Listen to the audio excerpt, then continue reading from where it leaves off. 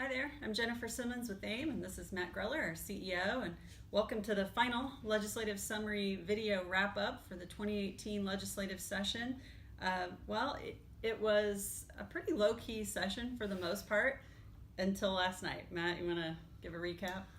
Yeah, I don't know where to start, I guess. It's like nothing I've seen. This is my 15th or 16th legislative session, and the antics, I guess, at the end of the session were unparalleled.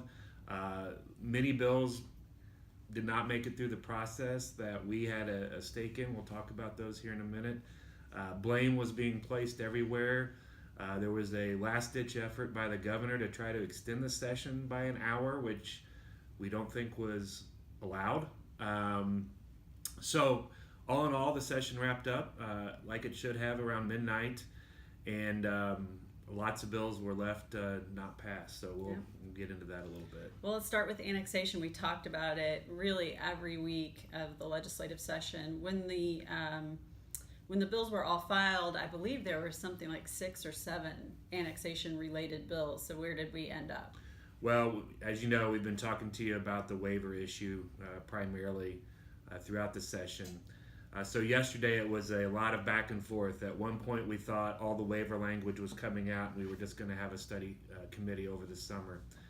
And then it went back in a different conference committee report. And then there was talk of it coming out again. And the final package was that we were not going to be pleased with what passed. It was in House Bill 1104. But that is one of the bills that was caught in the melee of the last minutes of session, and it did not go through. So no, knock on wood, no annexation language passed last night. But we do have to be careful about it coming back in a special session. Right. So binding arbitration for firefighters is something we really only talked about in the last couple of weeks of session, but it was a pretty serious bill for those cities and towns that do have collective bargaining. Yeah. So where did that end up? That did not pass either. It did not go through the process. We felt pretty confident about that last week, and we were more or less in a watch and monitor situation this week, and it did not try to come back. So that was another good outcome for cities and towns, especially those that have binding arbitration.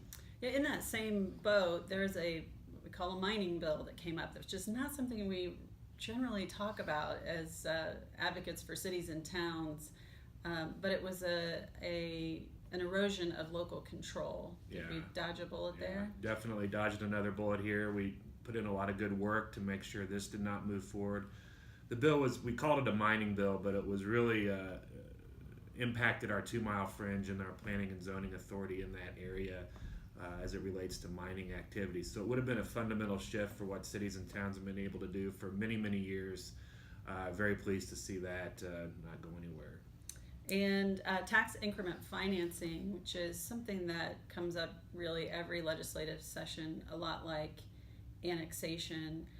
There was a bill or language in a bill that was being considered to require additional communication between municipal officials and school officials. How did we fare there? Yeah, we were actually somewhat supportive of this effort. We thought it would be a good way to tell the story about TIF and its importance and talk to schools and get their buy-in on why TIF is so important for communities as a whole. But unfortunately, that language was caught up again in the events of last night and didn't make it through either. So no TIF language that we know about anyway. We haven't examined every line of every bill, but it sure looks like no TIF language passed. And finally, we've talked periodically throughout the session about alcohol permitting, particularly the riverfront development areas. I think we're okay there, but this again is an issue that may come back. Yeah, for sure. I think many of you know that you have the ability to create a riverfront, enhancement district for additional alcohol liquor permits. That was going to be severely restricted in a bill this year. Again, it got caught up in the events of last night and did not make it through. Unfortunately, we also have some good language in that bill that dealt with liquor permits that would have given some of our members additional permitting authority for economic development purposes. And unfortunately, that didn't happen either.